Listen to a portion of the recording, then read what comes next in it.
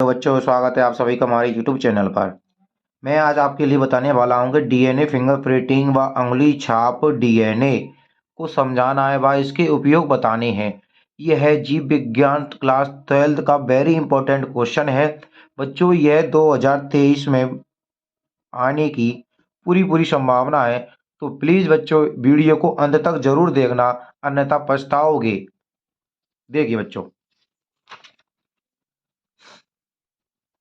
सबसे पहले आपको हेडिंग डालनी है कि डीएनए फिंगरप्रिंटिंग या डीएनए उंगली छाप। अब देखिए दोस्तों कि क्या होता है इसमें।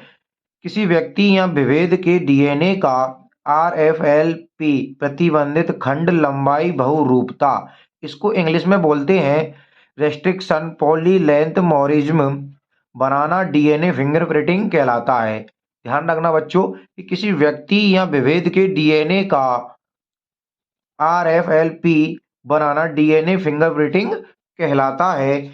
इस विधि की खोज एलेक्स जेबरी ने 1984 में की थी। डीएनए की संरचना व आनुवांशिक प्रत्येक जीव में विशिष्ट प्रकार की होती है, जो दूसरे व्यक्ति में भिन्नता प्रदर्शित करती है। प्रत्येक जीव का डीएनए क्रम उसके माता पिता के डीएनए क्रम का संयोग होता है। और देखिए, इस तकनीक द्वारा किसी भी व्यक्ति के विभिन्न ऊतकों, बाल, त्वचा, हड्डी, लाल, शुक्राणु आदि की सहायता से अपराधी की पहचान की जा सकती है। इस तकनीक का भारत में प्रारंभ 1989 में मद्रास में किया गया था। ओके बच्चों, फिर देखिए, इस तकनीक में सैटेलाइट डीएनए अनुसंधि को प्रोब डीएनए खोजी डीएनए के उपयोग में लिया गया, जिससे काफी बहुरूपता मिलती है। इसे अनुबंध पुनरावर्तक की विभिन्न संख्या VNTR variable number of tandem repeat के रूप में जानते हैं। सर्वप्रथम व्यक्ति के शरीर से बाल, त्वचा, सीमन, रक्त आदि से डीएनए प्राप्त किया जाता है। फिर क्या किया जाता है कि डीएनए नमूने को न्यूक्लियोइज्म एंजाइम की सहायता से पचाया या काटा जाता है।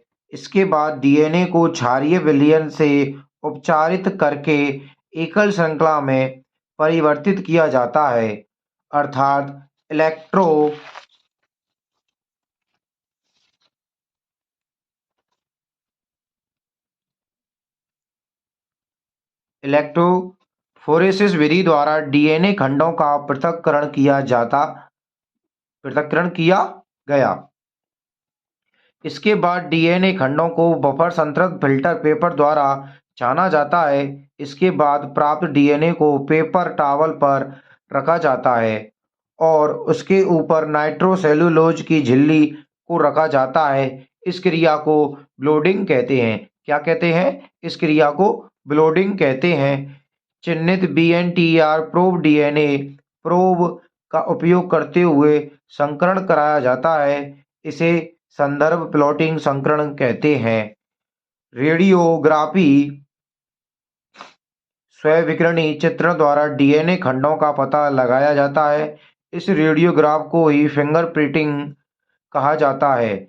इस प्रकार प्राप्त रेडियोग्राफ को संभावित व्यक्ति के रेडियोग्राफ से मिलान किया जाता है और उसकी पहचान की जाती है। नोट, इसको आप क्या रखना, आपको ये नोट याद रखना है कि स्वविकिरण चित्रण में विभिन्न आकृति की पट्टियां दिखाई देती हैं। ये पट्टियां किसी व्यक्ति के डीएनए की विशिष्ट आकृति होती हैं। ये पट्टियां जुड़वा को छोड़कर किसी भी दूसरी व्यक्ति की पट्टियों से भिन्न होती हैं। अब आते हैं इसके उपयोग। देखिए बच्चों, इसका उपयोग आते हैं कि सर्वप्रथम अपराधियों की सही पहचान करने में किया जाता है।